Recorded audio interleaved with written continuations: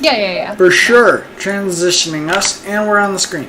Hey everybody, welcome back to Sunday Update. It's July 11th. America's birthday was last week. This week is just another day. But we're talking about mostly Gen 7, a little bit of Gen 6 this week, because Sirmina, recap of the last week. Sirmina finished Pokemon Y. Gen 6 came, so we're all done with Gen 6. And we're all into now Gen 7, which Cam kicked off last night? 2 nights ago.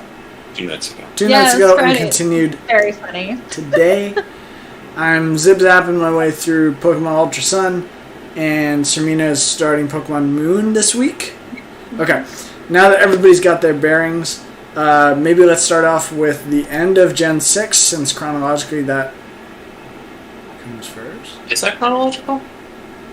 I have no idea. Gen-wise, yeah. That's a great question. We'll Gen-wise. have to look this up a little later. Gen-wise. Or I can look this up now. However... Also, France came before Hawaii, I'm pretty sure. Wait, yeah. As a...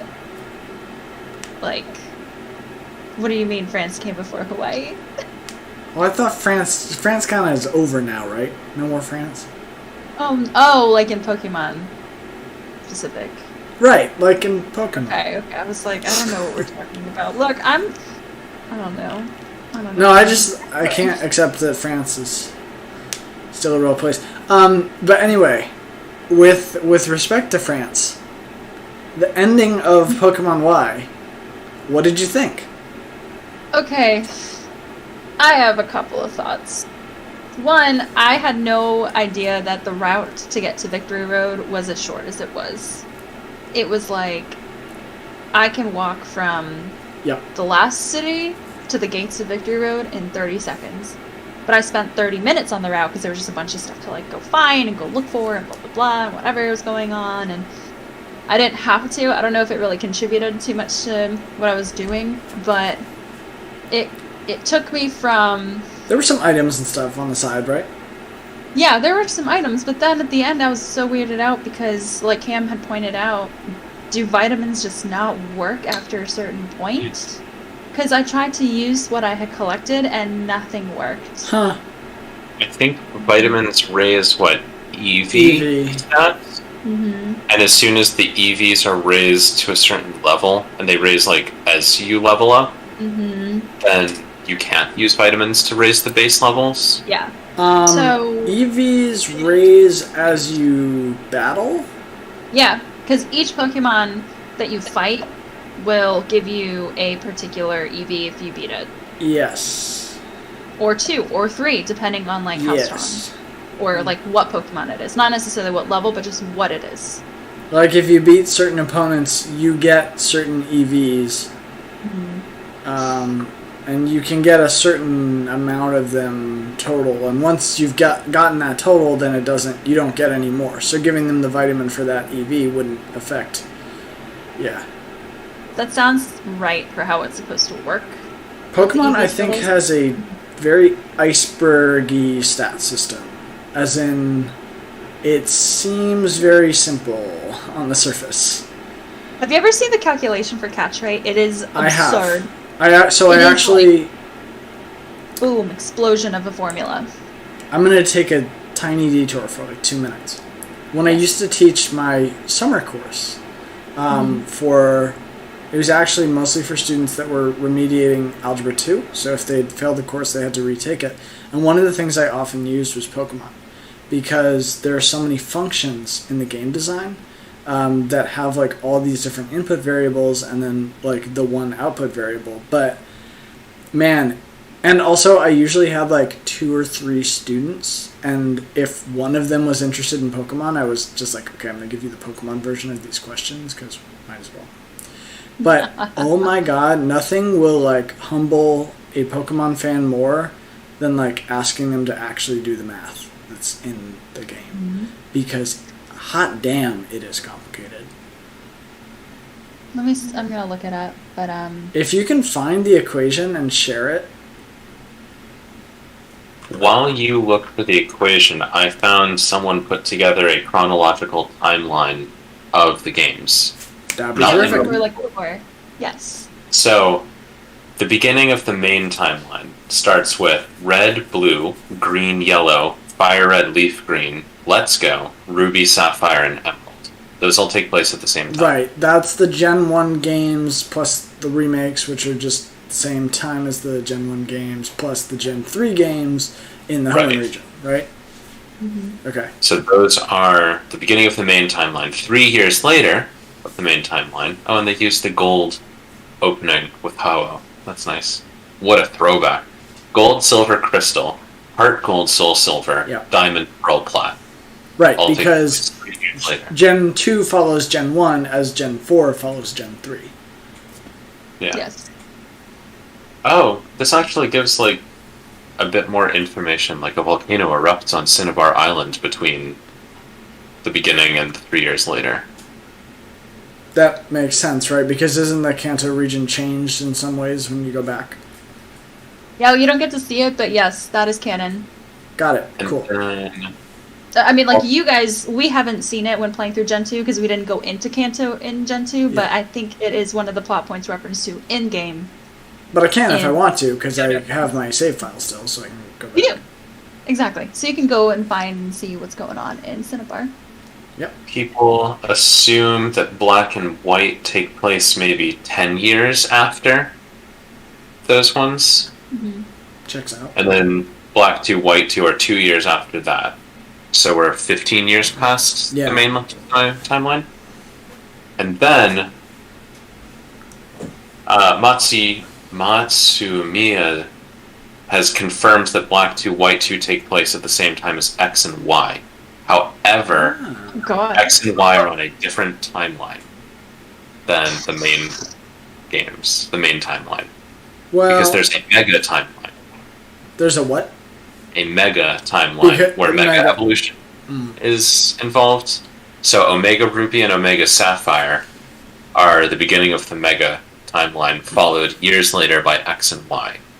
Oh, so Omega Ruby and Omega Sapphire are on a different timeline than Ruby, Sapphire, Emerald. Parallel universe. Don't care for that. So I mean, it's got- kind of like the Zelda Yeah, branches. That's yeah. what this sounds like to me. Depending on what happens at the ends of each of them. Yeah. Mhm. Omega, Ruby, and So- Sapphire take three. Somebody said Yeah. Zelda branches, and my blood pressure went up. The Mega Timeline also features X and Y. Mega Timeline continues a few years after X and Y. You get Sun, Moon, Ultra Sun, and Ultra Moon. Got it. Because you have the Megas in those. Because you have Megas, and you have the Z Crystals, and all sorts of like different things to like change Pokemon. Mm-hmm. And then they get into a lot more about that timeline. And then Pokemon Sword and Shield, no one knows. People think that it's somewhat of a reboot of the timeline. So a third timeline. Potentially. Because they're like, we don't know where this fits in, because there's so much history about Galar, and so much like ancient history, and Gigantamax and Gigamax exist, and Dynamax. So is it related to Mega? Is it not? Who That's knows? the other What thing that I've got in my brain. But Peter, you can go ahead. what console's in your room in Galar? Is it a Switch? So there you go. It's got to be mostly at the same time as Sun, Moon, Ultra Sun, Ultra Moon. Those are on 3DS. Yeah. Yeah, but the console in your room is a Switch. In Sun, Moon, Ultra Sun, Ultra Moon. Mm-hmm. Ooh. I am using That throws some me cheap off. ass logic here. And also, that rule doesn't really work because I'm pretty sure the Gen 1 games with the Pokemon Yellow remakes probably also have a Switch in the bedroom when you boot up. But I could be wrong about Okay. that, so... That's a possibility. I mean, you never know. And, like, here's the other thing. Is like, even with things like alternate timelines and parallel universes and whatnot, like, you're still going to have some similar technological advancements, I would think. Yeah. So it could be that, like, even though they may both have the Switch, it's just because the timeline that gets to the point of the Switch's creation and brainstorming and then actual development is unaltered by whatever goes on to have the Sword and Shield timeline and like the Sun Moon Ultra Moon timeline. Some things just go unchanged. Some things have to be similar. All technological development eventually results in the creation of the Nintendo Switch. Exactly. Just as all life forms eventually evolve into crab. Shut up. Yes, but yes. Well, this person's timeline is losing. It's losing you? You're not More you like it anymore? into like the not. So they have like the major lines set out of like the main timeline, the Mega timeline, and then Sword and Shield, and then they have all of the paragraphs in between. There's the curious case of Annabelle. During Sun and Moon's post-game adventure, we meet the mysterious trainer and discover that Annabelle's suffering from memory loss and found unconscious on a beach a few years back, and she remembers being washed up as that she came from Hoenn after falling through an ultra wormhole. So she's crossed over from one timeline into the other timeline. So she's in the Mega timeline where she was in the main. I'm like, what is this? That's interesting. I feel like that guy's doing time travel like. When we're done. I feel like that guy's doing time travel like the Tomorrow War does time travel. Like this isn't time travel. You're well, this is shifting. Yeah, but either way, you're thinking like they're thinking about it a little too much for me. This person. Yeah. What's interesting is that the Battle Tower was an Emerald-only feature, and in Omega Ruby and Sapphire, Trainer's Paradise is still in construction. But when you battle Annabelle and Sun and Moon, it's the Frontier theme from Emerald, not the music from Omega Ruby and Sapphire. Because like the original, not like a remake of it? Correct. It's what this person is saying. Okay, now you have to get to post-game to see this Annabelle theme. Peter, you should have done Battle Power in Emerald, right? Did you ever battle Annabelle? Of all the post-game shit I did in Emerald, I did not do that. Well, oh my god. My like 5 post-game streams in Emerald. Just kidding, I think I had 2. But still. No, because I definitely went to the Battle Frontier ones. Oh man. You did? We can speculate that Annabelle managed to accidentally travel from the original timeline to the Mega timeline, proving that there are different Pokemon timelines. And then things even get more confusing when you go into Ultras. I think this dude needs to get a Mega Life. Poor guy. You add some extremely exciting post-game content to Ultra Sun and Moon. But, like, at a certain point in his, like, timeline, he's gonna have to be like, oh yeah, and there are gods in the Pokemon universe that are just game designers, and they create all of it. Like, some of it's arbitrary, right? And to fully rectify all the timeline stuff, you're gonna just have to admit that they're video games. I mean, the thing is, like, when you do the time loop stuff with Zelda games, it's kind of fun because that's the point of Zelda games. Like, that's a key component of the whole Zelda thing is, like, all these timelines and going back and forth and stuff. But, like, Pokemon games, you're not really supposed to think about that. I mean, I know it's fun to dig into it a little bit here, but I feel like the designers are worrying about this much less than this dude who maintains his website on how the Pokemon timelines put together. It's on Games Radar. Games Radar, yeah. Personal idea, based on all the discussions we've been having about Sword and Shield being on a totally different timeline, is X and Y are supposed to take place in France. And Sword and Shield are supposed to be the UK. Do you know how close France and the UK are? They're basically just a channel away. They're just a channel away. And people in Sword and Shield, people in X and Y, like, they have visitors from Hoenn, aka different regions of Japan. They have visitors from whatever's going on in, like, Sinnoh, Johto, Kanto, things like that. So it's just like, if they can be referencing different things between other regions, you would think that maybe something would have come up about, like, the events in Kalos in Sword and Shield. But if that doesn't happen because it's a different timeline,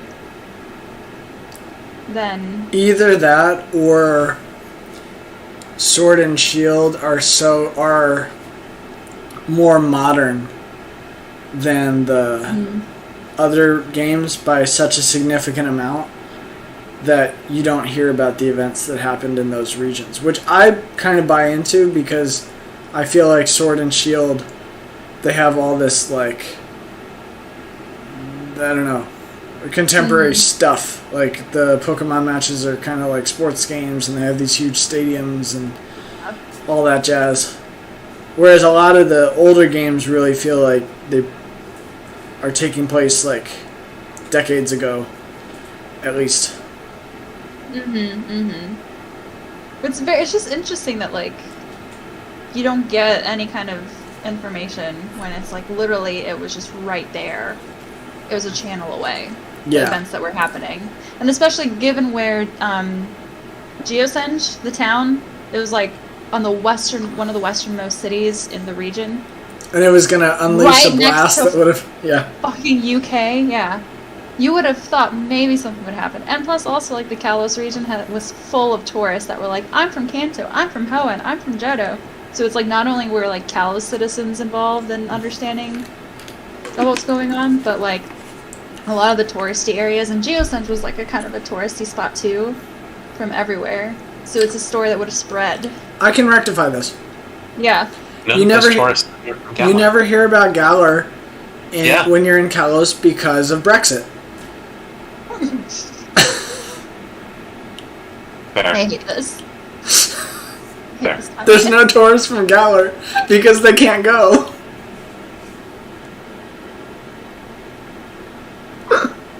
Alright. So, one last thing on the timeline bit.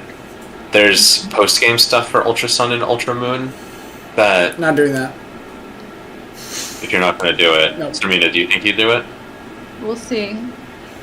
Okay, because I really want to talk about it, and I don't think I'd be ruining anything by saying this, because it just sounds cool. Post-game content extremely exciting, featuring Rainbow Team Rocket, a version of the infamous villain group that brings together all past team members from Plasma, Magma, Galactic, etc. And unlike the original games, where they were all defeated, they all come from alternate dimensions where their evil plans were victorious. That's amazing. See, that's good timeline stuff for the Pokemon series. Love it. So their ultimate goal of Rainbow Team Rocket in the Mega timeline is to obtain complete multiverse control. Cool. Multiverse control. That is wild. I like that. Followed by the version of Rainbow Team Rocket basically blows up the Pokemon timeline. Yep. Where the villains were victorious and where other Mega evolutions do not exist. So that brings us to Sword and Shield, which could, take place so far in the future that who knows. Or it could just be a reboot. I don't mind that idea either. Like, either way. I guess wherever Legend of Arceus. That's going to be interesting because you have a couple different generations of Pokemon in one region, it seems. Yes. Based on the starters and, of course, Arceus. But also there are some maybe arrows pointing towards it's more ancient than like any of the previous games. So is your thing Sinnoh? Could you map Sinnoh in that? Don't you create the first Pokedex in Legends Arceus? I mean, we don't know yet. Obviously, there's some stuff still to be figured out. But I thought the trailer said something about like you're involved in the creation of the first ever Pokedex, and it's maybe not digital yet. So that would be interesting. That's what I hope to see for the game. I really like. I like the idea of a origin story Pokemon game almost. Seems fun. With no railroading. No Well. cutscenes. Oh, I'm sure they'll find a way. Find something to cutscene in Railroad. Yeah, I'll talk about cutscenes. We didn't get to talk about the end of Y. Oh, sorry. We got That's okay. very derailed instead of railroaded. We need to talk about that one particular Pokemon, Cam. Oh, yeah. And we need to... Did you find the formula for the catch rate? Oh my goodness. I did. So catch rate and shake probability. It's not the thing that I was looking for. There's like some other formula that's like really, really sophisticated. It might be the IV calculation, maybe? Oh, I cannot remember. I kind of know the one for IVs, which is really funny. But Something, it's not what I saw. the one for damage is pretty That might be absurd. I can pull that up. Modified catch rate for Generation 2. My goodness.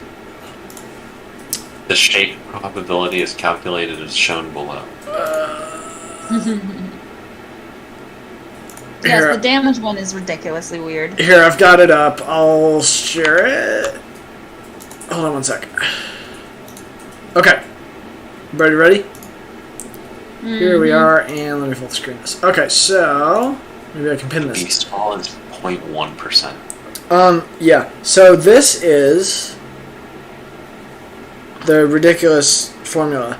And its damage equals twice the level divided by 5 plus 2 times the power times the attack divided by the defense divided by 50 plus 2 times the number of targets times the weather times badges you have if there's a relevant badge times the crit if that happens times the random multiplier times possibly stab times type if it's effective, super effective, not very effective, or immune, times the burn in case you are burned and therefore your attack is cut in half, times other, which I think covers a bunch of other shit. Items, things like that. Can you scroll down a tiny bit? I will scroll down a tiny bit. Other is 1 in most cases, and a different multiplier. Oh. Interactions of moves, abilities, or items. Yeah, so anything like Magnet or like Torrent from Gen 1, etc. Random is a random factor between 0.85 and 1 inclusive. Yeah, have you ever seen like when you're in a battle and sometimes you hit exactly half and then the next move you hit like just a little under half? Yep, because there is a bit of a random range. Because it's so frustrating. Yep. Or when you use the same move on 2 of the same level things and one leaves it with 2 health and 1 KOs. Like, It can also be IVs, EVs, like whatever the nature of the Pokemon you're facing. So many details. Anyway. Lots of good stuff going on in here. Also, there's some just... The +2s drive me up the wall. It's like, why? 2 times level. So say something's level 50. Yeah. So 2 times level, 100, divided by 5. Is that? Yeah. So 20 plus 2. 22. Times power. So if a move is 80 power... So we're at 22 times 80. So this is like 1760? Times attack. Right, which I don't know how to estimate for a level 50 Pokemon. Divided by defense, divided by 50. Plus 2. Yeah. Plus 2. I guess the plus 2 is that if you get something that's 1, if you get something that balances out to 1, the plus 2, I don't know what the plus 2 is supposed to do. I think it makes it so that damage is a little higher than... I wonder if you ever get to like the calculation becomes like very, very, very close to Yes. Zero. Yes, I think that's what it is. Because It has you to be want non-zero. attacks always to do damage. And you also want attack to always slightly outweigh defense, because Pokemon games aren't fun if you like. You should always kind of be pushing your opponent, even if you're like type deficient or. But especially when you're like have an advantage. So attack should be more efficient than defense, kind of. Which they have built in because they're just adding 2 to damage. I wonder if they do it a minimum in case like all the rest of the like times targets, times weather, times badge, if those are like all halves or like all. I think so, really because type and burn could both be half. Literally all of them. Yeah. Stab can't be half. No. Oh, you're right, because Stab weather can be half as well. Yeah. And you don't always have badge, you don't always have stab. And then type could be 0, and that would just negate everything. Yeah. So that's like. But that's supposed to happen. That's if Right. you try to hit a ghost type with a fighting move. Yeah. Anyway. This would be fun to code. Yeah. We did code this. We sort of did. I don't know if you remember, but that thing that we were working on with the Gen 1 Pokedex and the move list did actually have this code in it. But it was Gen 1's version of everything. Yeah. It was also super janky, and we never really got it working. But that's okay. I just don't know why it's +2s instead of +1s, because you could get as teeny tiny as humanly possible down to 0. +1, you'd still have 1 damage.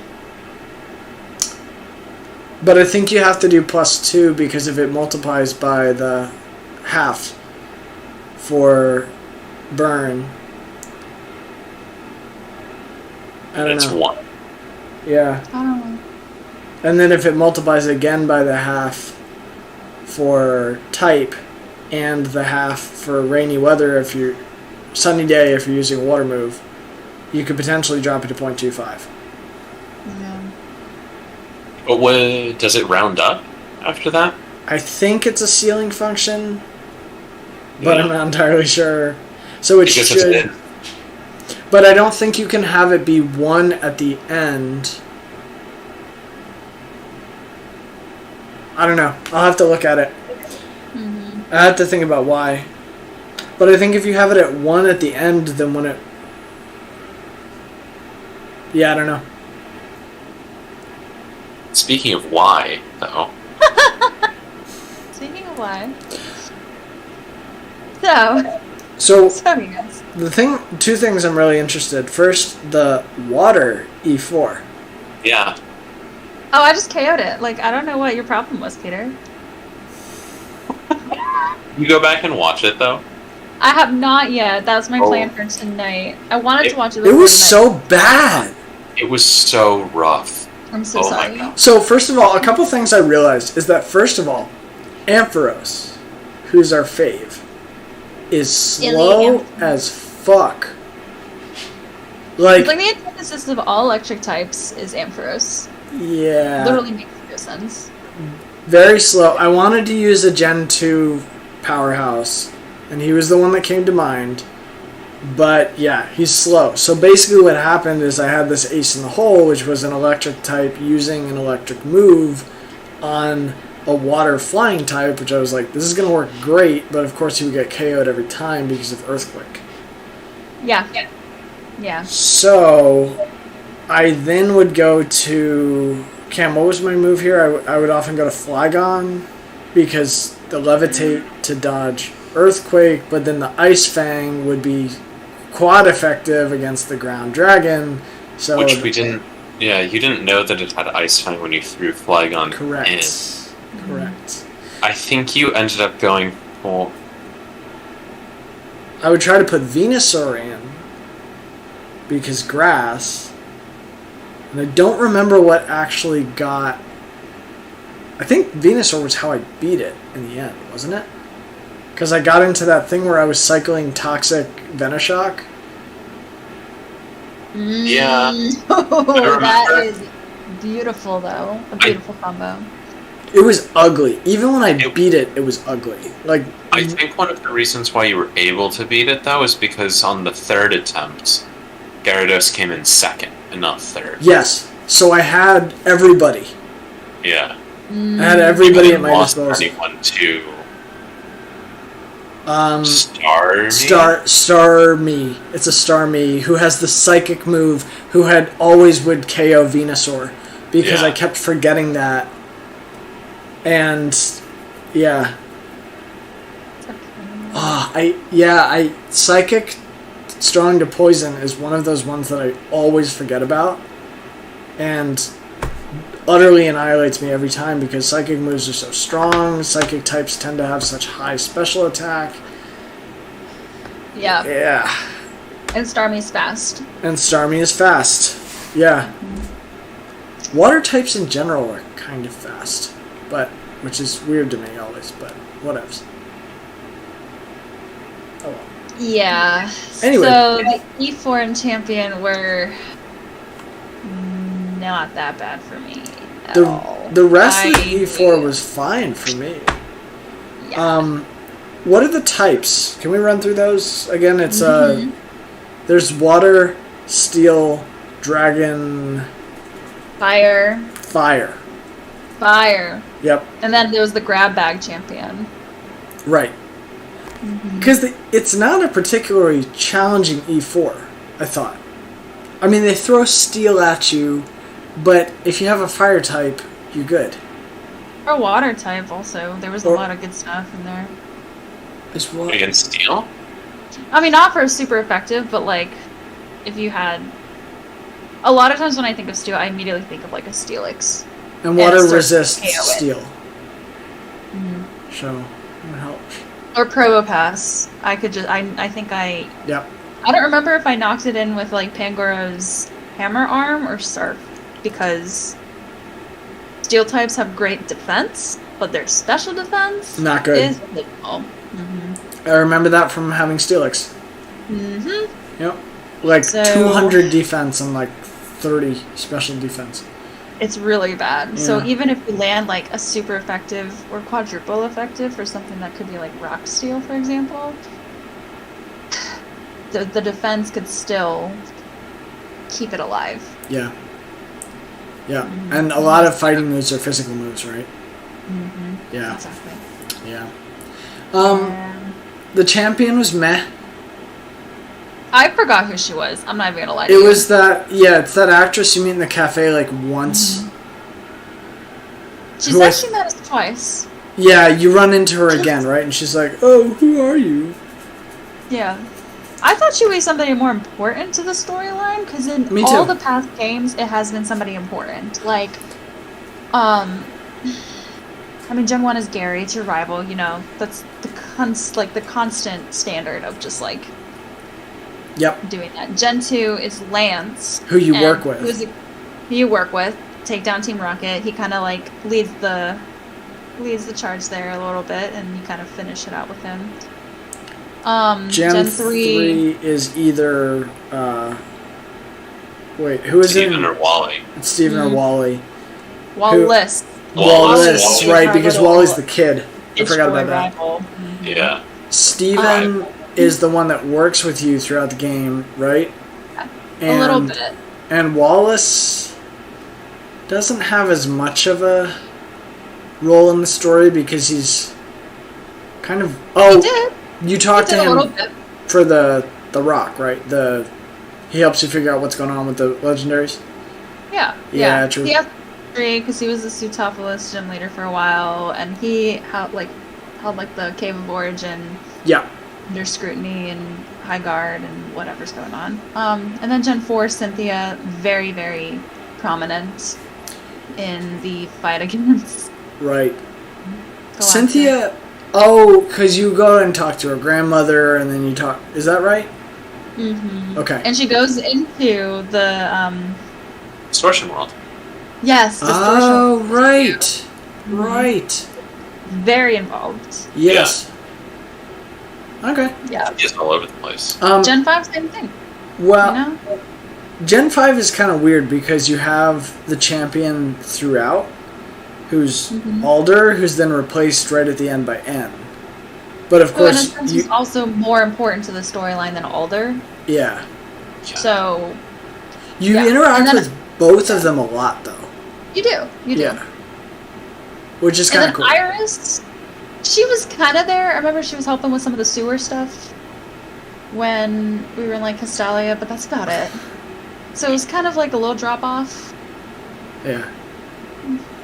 And then here, Gen 6 is literally just like I don't remember who the fuck you are because you were just some random famous person, and that's about it. Yeah. You were nowhere to be found with Team Flare stuff. Like, I honestly half expected Lysander to be the champion just because of like his presence in the game. But then when it turned out he was the Team Flare boss, I was like, okay, maybe it'll be an end situation and he will show up. Nope, nope, nope, nope. So we've talked a couple times about how Gen 6 is a callback to Gen 1.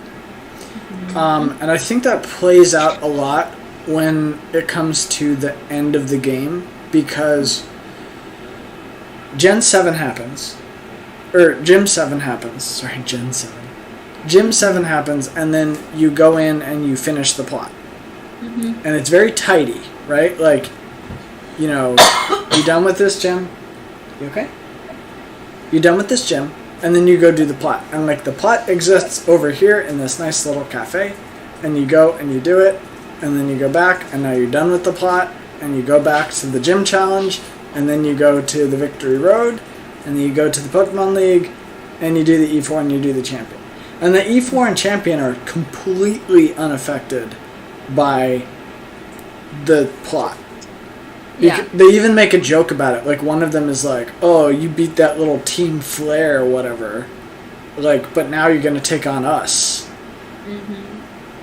And I think that's aiming at the sort of detachment of the Gen 1 Pokemon League, where, like, all this stuff is happening out in Kanto. And other than the fact that Gary pushes his way through and takes over the championship before you get there, the E4 and the champion are just sort of like, yeah, we're over here. Yeah, you never even meet the champion. Right. It's just Gary. I don't think you really do. So, The only champion you know is Gary. yeah. It was interesting, though, because it's completely detached from the story. Like, that movie star chick who's the champion is, like, not part of the game at all. Other than the fact that she knows Lysander and she knows Professor Sycamore. Basically, the entire region ended up knowing Lysander because he had a holocaster. Well, yeah. Everybody in the region. Also, he had like random trainers who would be like, "Oh, this guy." In the 8th gym city, we're just like, "Oh, I wonder what happened to this guy." Kind of similarly to, but not nearly the same as because it was much more direct. The woman in Sunny Shore that was like, "Oh, I wonder whatever happened to Cyrus. He was such a smart, brilliant, introverted little kid." yeah. It was similar to that, but there was a much more direct impact of, I literally just saw this guy on my holocaster like 5 minutes ago, and I wonder what's the deal with him now. Yeah. Give me that vibe. But, yeah, a lot of Gen 1 referencing. Yeah, that whole sequence with the Team Flare HQ, I was like, oh, man. Yeah. Yeah, it was Rocket, Game Corner Hideout, and Self Coat all in one, except much smaller and a little bit easier to manage. Yeah, you fought Lysander 3 times over the course of an hour and a half. And, like, his team didn't change, and you were just like... The levels changed. He found time to level them up in between each of the fight. He leveled them up. Didn't he go from, like, a Murkrow to a Honchkrow, and then he got a Mega Evolution somehow? Yes. But it was, like... A little bit. It was the same strategy the whole time. Yeah. I forgot that Gyarados became dark, so when I was like, oh, I'll just bring in Mozilla and just use Psychic, and it's like, doesn't affect it, and I'm like, what the fuck? Speaking of I should be able Gyarados, to Psychic this dumb little fish. I I went back, I rewatched how you beat the Gyarados. Yeah. You used Mega Lucario with extreme speed, and then Earthquaked. And then you put in Talonflame and used Acrobatics. Yeah, that checks out. I mean, honestly, it's... Gyarados is weak to massively overleveled Pokemon using an insanely powerful move that, like, is completely broken and has been the way I've basically carried my team through Gen 7. Your Talonflame was level 70. Yeah. Your Venusaur was level 54. Yeah. Dude, No we have grinding. experience share. How did you not level them all up together? Because I left Venusaur in the box for a long time while I had Lapras out, who I originally thought I was going to use as my Gen 1. But then I was like, that's lame because I have the Venusaurite and I should go get Venusaur, Alright. which wound up being fine. Alright. I'll give you that. Lapras probably would have been useful against the Gyarados. Okay. Perish Song, baby! Yeah. So anyway, that was the end of Gen 6. Overall, felt like Gen 6 was... I mean, we also kind of had a bit of a handicap with the experience share. Very easy. I think my game time was like 20 hours, and that was it. So, I think the two things... I didn't mind the fact that it was easy. I mean, that's fine. Mm-hmm. Like, it just makes it easier. It does mean, like, it's not... The one downside to it being really easy is it means that you can just light speed through the story if you want to. Mm-hmm. And that, I think, is combined with the fact that the story is very detached from the rest of the game, means that there's very little plot to speak of. Yeah. Which is too bad because I actually thought the story was kind of cool. They come back to Az at the end. That's really cute. The game's got a nice message, but it doesn't really like ripple through the rest of the game because so much of it just is you hanging out with your friends at picnic tables. Yeah, and also how did Az survive for 3,000 years? I need somebody to explain that to me. Because he created the Eternal Life Machine. That I actually believe. Right, Yeah. right, that's right. I'm remembering now. Okay. I think he used that to give him and his Pokemon eternal life, and then when Floette left him, he was like, screw it, I'll just nuke everybody. Yeah. I'm remembering now. I'm trying to figure out what this story is actually about. It feels like a metaphor, but I can't figure out what. I'm Greed is bad. Selfishness is bad. I'm looking at Oh, something no. around like nuclear power and nuclear weapons and some kind of interplay between those, but I can't quite nail it down, and even that doesn't feel good. But anyway. Apparently, Lysander is one of Az's descendants. Or his younger brother's descendant. So, Lysander's related to him. So. Cool. That's interesting. You were my great-great-great-great-grandfather's first cousin's roommate. There's also one fun fact that after I finished the game, I also kind of looked at like what post-game looked like. And, because why not? So the Elite Four Fire woman, she actually was a Team Flare member, and then at one point decided not to be, because she just didn't agree with some messaging or something. Is that why she disses Team Flare when you go to her? Oh, Big nice. diss. Something like that. There's like a little subplot that has to do with her and some other like stragglers from Team Flare that have That's their own fine. agenda. It's no 7 Sages, but it's fun. Yeah, no 7 stages. Az's incredible height resulted from his exposure to the ultimate weapon. Kind of makes sense. There we go. powered by life energy, very radioactive.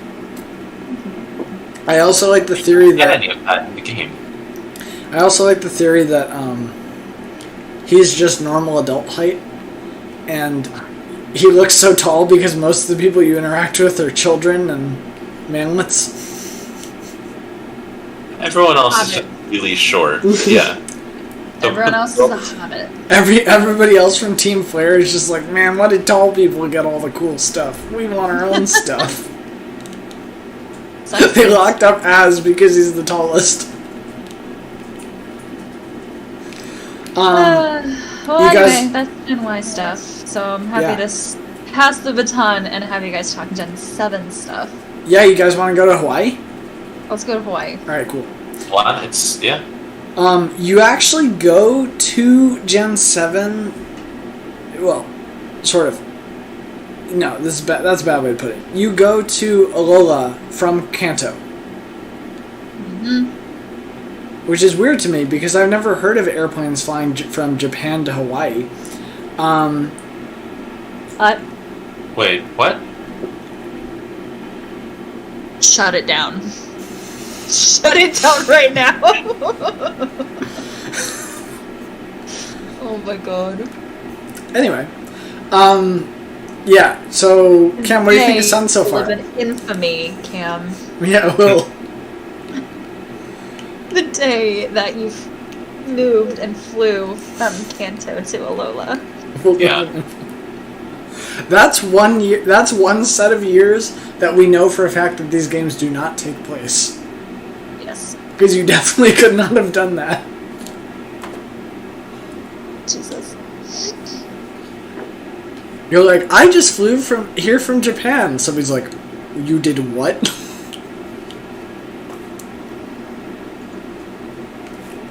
Well, Cam. So anyway, I want to hear about the intro to Sun. The intro to Sun. And you started. What part of the intro of Sun do you want? Oh, run me through every cutscene, buddy. I've got You want nothing to to do hear for the about- next week. You want to talk about the cutscene that I watched 5 times? Because the game kept crashing? Oh no! Yeah, so I would get through the beginning. So I would load into the game. I'd go through all of Kukui. His name, Professor Kukui. Yeah. I'd go through all of his explanation, pick the passport photo, the name. I do the whole cutscene with Lily, and she's running through wherever it is, trying to get Cosmog out of there. And then cut to Alola, and my mom's like, "Meow, go wake up Fred." And then Meow would walk into my room, meow, and then the game would freeze. That happened 3 or 4 times. Mm-hmm. That sucks. Yeah, and then through messing with the resolution, through messing with the e-bindings, and through messing with... There was one other thing that I had to, like, Wait. adjust. Could you Make not it get bigger. out of... Was it Like- freezing when you were in bed? I would click buttons, and nothing would happen, and then Sirmina, he said maybe the key bindings are off, and that helped, but it would still freeze. Oh, it actually froze. Because when I was... I- When I first started the game, I was stuck in bed for a while. And... People were saying that online. They're like, "Oh, I didn't know I had to like actually touch the D-pad and move and do things like that." Yeah. So like, I've bound the arrow keys to those at this Yeah. point, Me too. but like, they're not directional. That's something else. Yep. There's so many different controls for this, but it wasn't only that I couldn't get out of bed. It would like skip a frame and completely freeze. Ooh. So it hasn't done that since then. So we made it past that. That's the part 1 of the stream, is all of the errors and all of that stuff. And then finally the part 2 is being able to do things in the game. And oh my gosh, there's so many cutscenes. Yep. I see, like, it took 3 hours to get from Trial 1 to Trial 2. And it's not like it was far, it was just there were so many cutscenes, and they don't run like cutscenes, you just have to keep hitting A through them. And you're like, yep. we're walking across this area. Now we're sailing. Yeah. It's the biggest pain. Yeah. But it's been really fun so far. Like, you get to ride all the animals. It's fun. Yeah. Riding the animals is definitely cool. Yeah, how do you guys feel about that? We had a little introduction to that in Gen 6, and then Gen 7 is full of it now. This feels like the way to do it. Because now you don't need HMs for moves, because I can just call in Lapras and Surf, I can call in Tauros and Rock Smash, I can call in Stoutland and Dowsing Rod. So a couple more fun ones. Yeah, I'm sure that there's one that's going to fly, and I think that there's one that's probably going to be able to use Rock Climb, because there have been a few areas that I've reached where I can't climb over things to get to things. So I'm expecting at least those two. I do have something that lets me fly. So I think you're going to get that soon. There's one you haven't even talked about. It's like, you wouldn't think of it based on like what you've seen so far, but there is another one that has another function. Wait. Really cool. What have we talked about? We talked about Tauros. Tauros, Stoutland, Lapras, Yeah. and Flyer. Flying, Yeah, and then there's Rock Climb, which we're going to need. Need a rock climber. I imagine We Dive did is- ride on Mantine, but that was a little different. At least I did. Might be Early a game? little Did you not? different. Oh, do you sail to the second island? Yeah. Oh, Yeah, you got go it. on a boat. I surfed on a Mantine. That's probably a change. That's definitely a Yeah. change. That's definitely an Ultra Sun edition. Because you surf on the waves and you can actually like do tricks and stuff while you're going to get points and set records. Yeah, that's a change. There's Yeah. a Mudsdale in there as well. Oh, there is a Mudsdale. Because I And then went. there's another one I can think of that hasn't been named, but it's something you wouldn't think of as being needed until you get to it. But yes. I'm trying to It's think okay. if there's. You won't Is be able it to is it a reference to an earlier HM? Like, is there an HM that it replaces? Oh, not really. Not really. Like, it's not going to bring back defog. The only thing that I would be interested in is because it's Hawaii and because there's volcanoes, if there was something that could cross lava. But I'm not sure that's relevant. Anyway. Could you imagine if you just slid across on a Macargo or something? Right? Well, yeah, although that should kill you, right? Isn't that how Macargo works? Rapidash, maybe? Maybe. It's just going to run across that lava. But that's Hammer that's the thing they always bring up when it's like every Pokemon versus 1 billion lions. They're like, well, Macargo literally vaporizes anything that gets within like a certain number of feet of it. Oh, yes, that's right. Okay. Yeah. So But it can choose to do that. I'm not sure that's true. Rapidash can. Rapidash can choose. Don't you remember Rapidash the- makes more sense though because it's not like Macargo is lava. That's true. Rapidash is a horse that is partially fire. Plus, also the Alolan Rapidash is just straight up not. Excuse me. Alolan Rapidash? Isn't there an Alolan Rapidash? There's Galarian, right? Galarian, which is psychic. I don't know if there's an Alolan Rapidash. You're I think right. Just Galarian. You're right. Who am I thinking of? You're thinking of Alolan Ninetales? Alolan, Vulpix, and Ninetales are ice. Yeah, that's who I'm thinking of.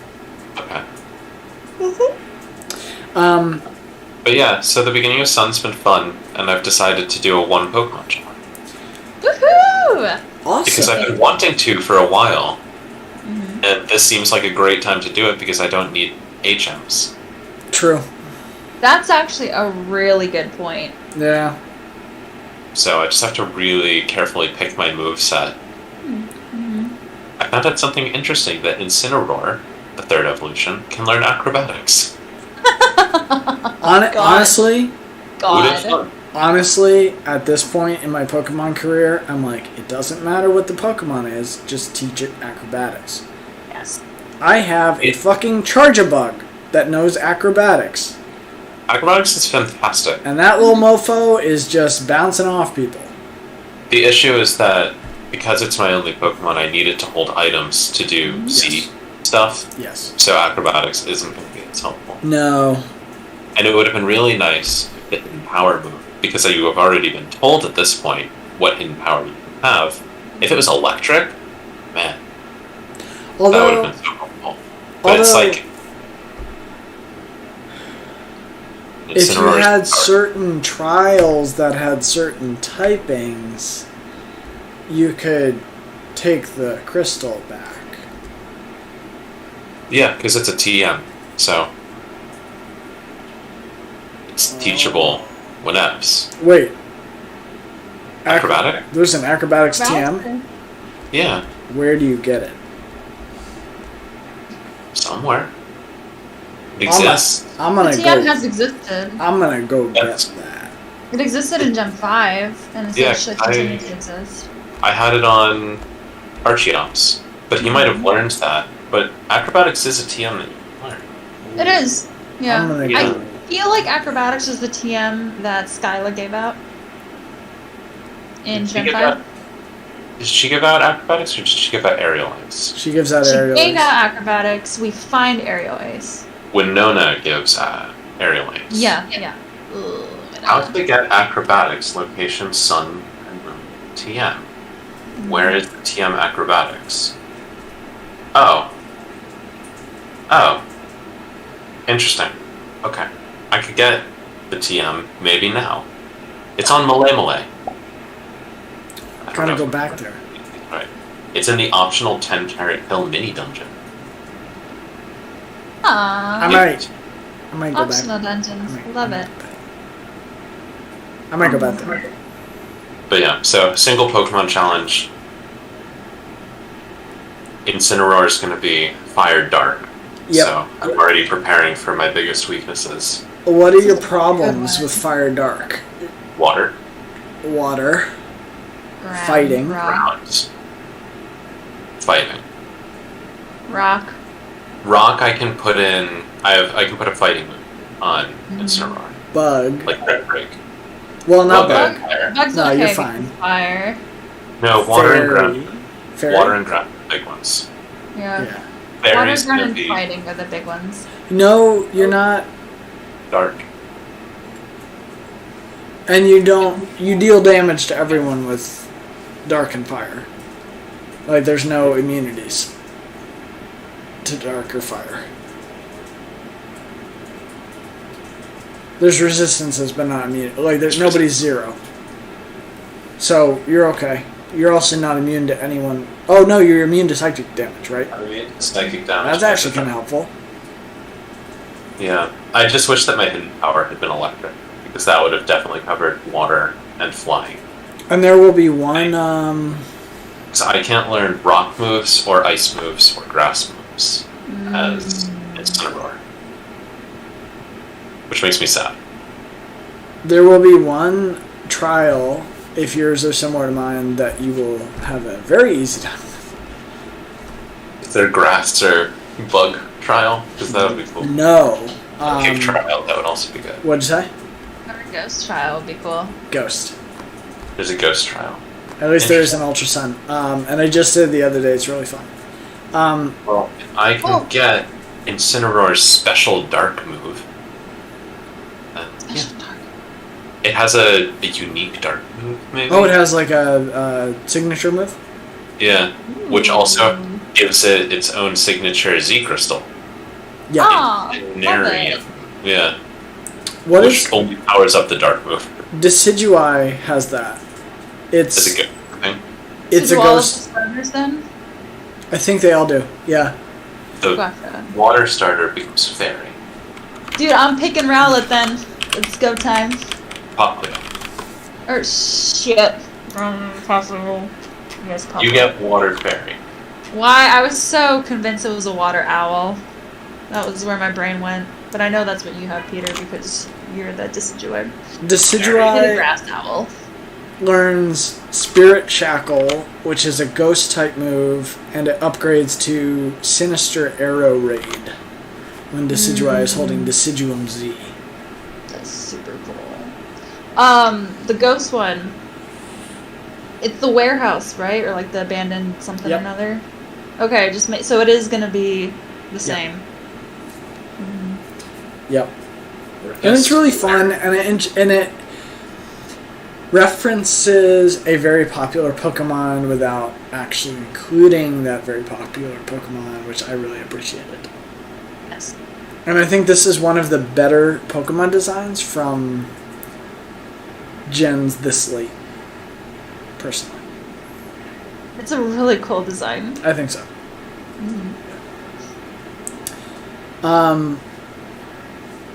The signature move for Incineroar is crazy. What is it? Darkest Lariat. Oh. It's a Yeah. dark physical move that 100% accuracy, 85 power, ignores changes to target stats, like defense and evasion. Oh, wow. If it's holding Darkinium Z, it turns into Black Hole Eclipse, and that has 160. If it's holding Insinium Z, it turns into Malicious Moonsault, and has a base power of 180. However, Jesus Christ, you guys. if the target has used a minimize, then Malicious Moonsault ignores accuracy and deals double that. Holy shit. So 360. That's broken as hell. damage. Sinister Arrow Raid is a 180 power move when it's powered up, which kind of makes sense. Like, Yeah. that's a little, interestingly, that's a little too strong. You notice that Gen 8 dialed that back a little bit. I think the default power of a G-Max move is like 140 rather than like 180, which is just absurd. They also changed, and I noticed this, and I don't know if they did this for X and Y. Did they change the health increases of potions and things like that? I think that happens in Gen 7. Because it is now 60 health, the freshwater is 30. And a hyper is 100. Hyper goes from 200 to 120. 120. Unless it's 100 in Sun and they balanced it up to 120 in Ultra Sun. Because it definitely used to be 200, which is like mad overkill. Yeah. Well, not necessarily mad overkill, because a lot of the Pokemon that I had at the end of Y had over 200 HP. Fair. They did. They truly did. Yeah. So I think one had 260, even. So really. I mean, it's nice having them. It is always a bummer in Sword when you're like, oh, let me Hyper Potion this guy, and it's like 120. And you're like, where's the 200 that it used to be? Right. Yeah. Yeah. I love, though, that you can now just, and you guys were doing this in X and Y, but just clicking and dragging everything around on the bottom screen. Oh, it's so nice. I was actually not doing that in X and Y because I didn't realize you could. I did that way too late. I did that way too late. Well, because you did it, Sirmina, you're like, I can just drag everything everywhere. I was like, there's no need to go to a withdraw screen or deposit screen. I know, being able to do that in the box. Oh yeah, change party, change box, things like that. Move Pokemon, that thing that's existed since like Gen 3 is so nice. Yep. And infinite bag space, still. Oh yes, always. I had a bajillion items by the time I finished Y. And like, I got this issue in Shield, and Peter, you mentioned this too for Sword. There's just too many items sometimes to go through. That like you'll go into your backpack and you're like, what even do I have? What have I picked up? Yeah. What's useful? No, it's kind of absurd. It's like, especially when you're going through like Pokeballs to use to catch something in Sword, it's just like, what are all these? Like, try not to waste my Master Ball by accident. I don't know. There's too many balls. The ball guy did a great job of giving you like everything, but really all I need are the 1,000 quick balls I bought last week. Or the 1,000 Ultra Balls that Noah has. Yeah. Well, I took his example and I was like, I want to do that, except I want them to be quick balls because I want the first throw to work. And now I just do that, and if I don't catch it, I usually run. Jesus. Yeah. Sun has been fun so far. I'm enjoying it. Like, it looks so much better. It really than does. any of the other games. Yeah. The movement system is still weird to me. Not that, like, oh, you can move diagonally, but, like, diagonally doesn't align with the 45-degree angle. Yep. Well, Because the world is not at 45 degrees. When Yeah, you're no- moving through, like, a city, it's at, like, 40 or 35. interestingly, also in X and Y, and particularly in this game, you are really not moving on a grid the way you used to. So, like, one step does not correspond to one tile, which is definitely an adjustment when it comes to things like lining up to items and trainers and things like that. Like, it's a little less predictable what's going to Yeah. happen. I'm glad that I had the experience of playing through Shield first, because this is extremely similar. The movement is very similar to Shield. And so, Yeah. I just like finding items on the ground and, like, the lining up to trainers to, like, talk to them. Yep. And the way that the screen The has narrowing the, like, eyes. yeah. Yeah. Like, it's like I'm playing the beta of Sword and Shield. Yeah, it does feel that way a little bit. I wanted to talk about trials for a second because they're an interesting part of this game. That one really cool thing about the trials is that the Pokemon you fight, I think, are technically not that much more challenging than any other Pokemon, but there are two of them, which is something that you never really have to do with one Pokemon on your side.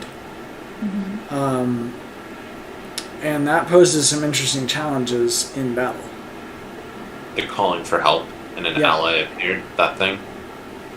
Because then the opponent has two Pokemon that can both attack you in a single round, and you have only one out to respond, which means you have to make some decisions. Speed matters a lot, and Oh yeah. even when you knock out the totem Pokemon, the other Pokemon remains. Yeah. I didn't realize that. I thought I it was didn't a dark either. Pokemon. I always go for the big guy, and sometimes that's a mistake.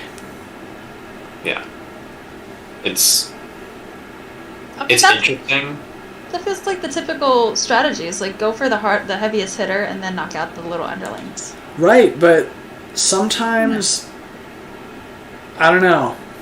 That Dewpider in the water trial for me did some damage. And it really, Yeah, I think part of it depends on what aura the main Pokemon is actually getting. Because a lot of the time it's getting a speed or defense aura. So it's just harder to kill, but it's not actually all that much stronger on attack. So you are sometimes better off taking out the ally Pokemon so that it can at least is only hitting you once per turn. Sure. I'm just the fact that there are 7 trials In Sun, in Sun is weird to me. not in Ultra Sun, there's 8 in Ultra Sun. Yeah, I guess they let's change it up and then decided against it. Yeah. They're I don't not. think that would have done too well with Yeah, there focus aren't. groups. I haven't really found that the trials are puzzles. You just kind of walk through an area battling. And then you get to the end, and you're like, okay, now I have the totem Pokemon. And it is a different strategy because there's 2. The one puzzle that I've Right. done, I think, is not in Sun. Yeah, I think I looked it up Right. and it was like, oh, this is very different in Ultra Sun. I was like, oh. yeah. There haven't really been any puzzles so far. It's a lot of, and I hate to say it, it has been like a lot of railroading to get me to one area.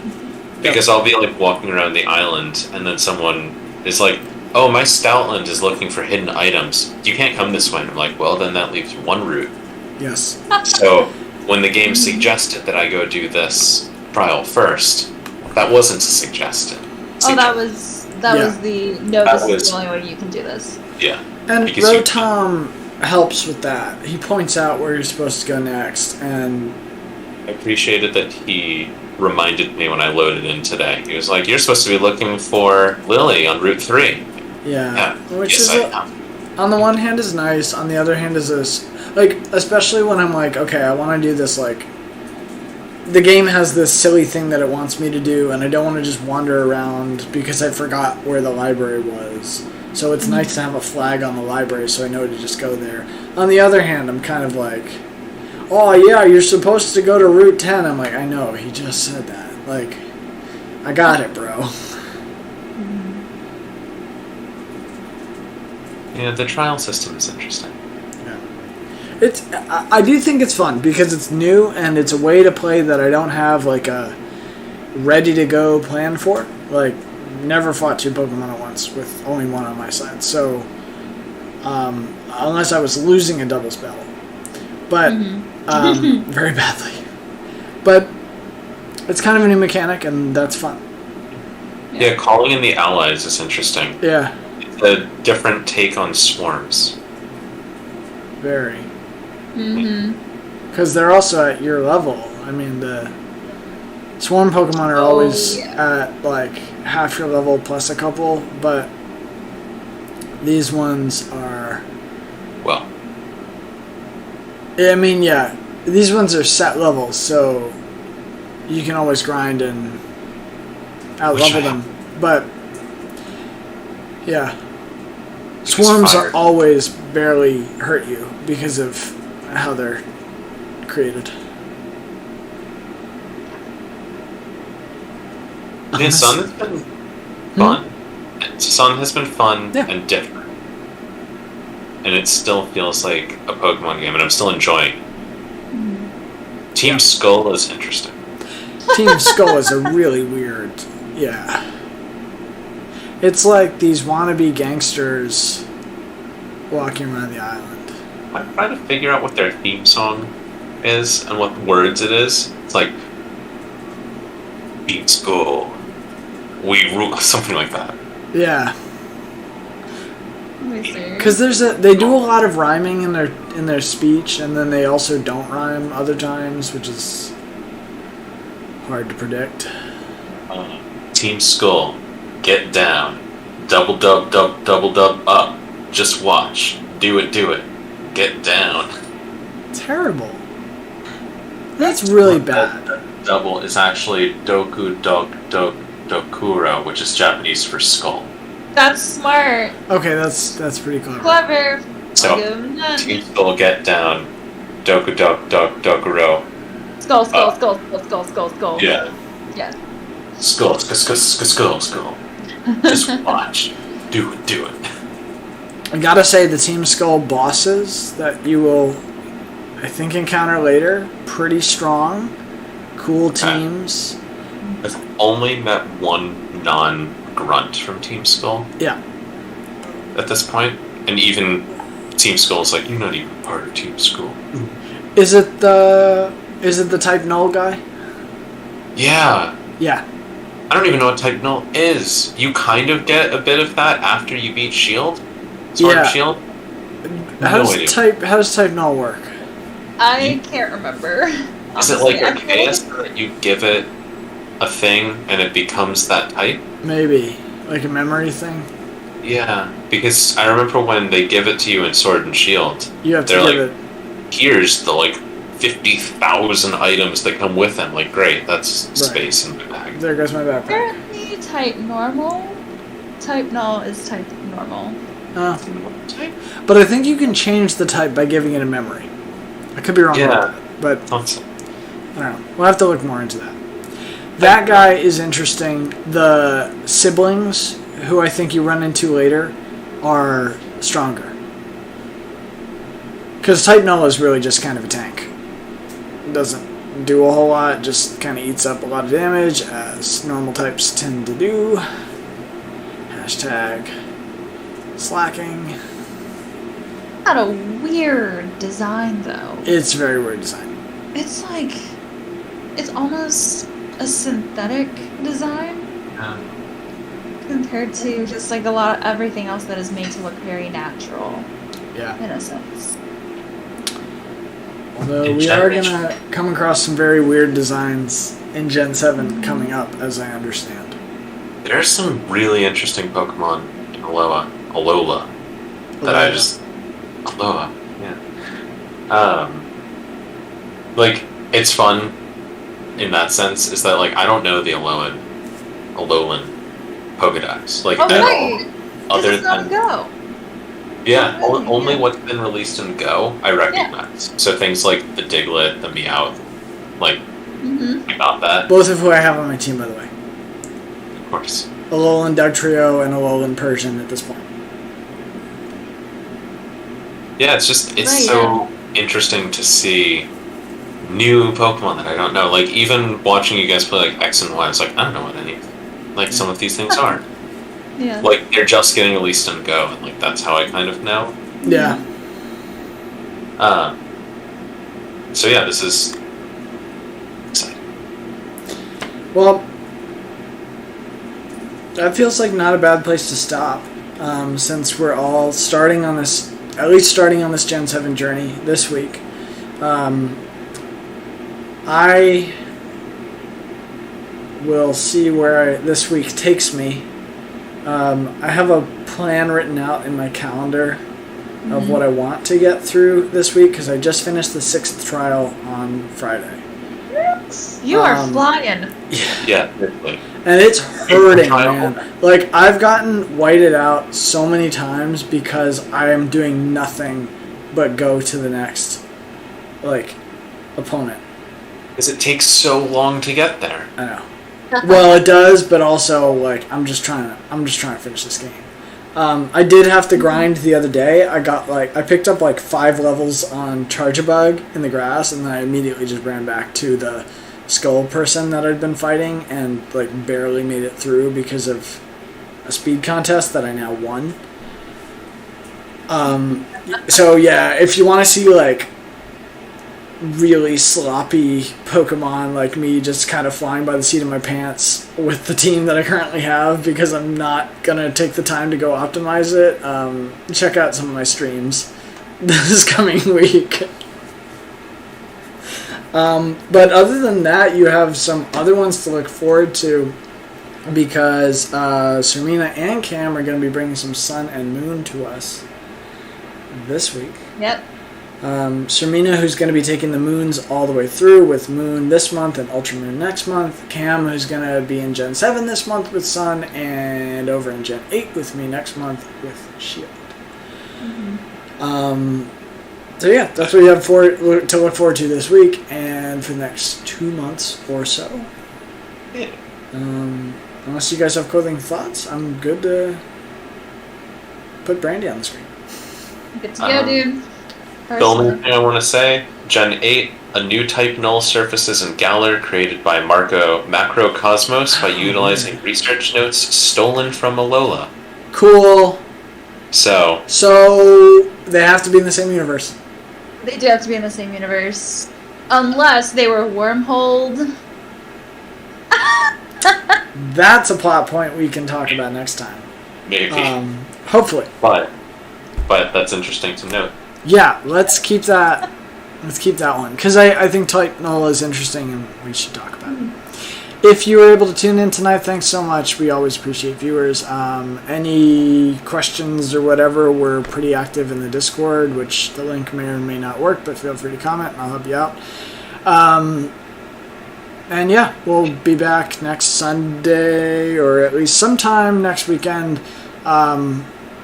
Hopefully all of us, maybe just most of us, but we'll see. Got to figure out some schedule stuff. We're usually on Sunday evenings, and that'll be what, July 18th? July 18th. Yeah. So we'll see you all then.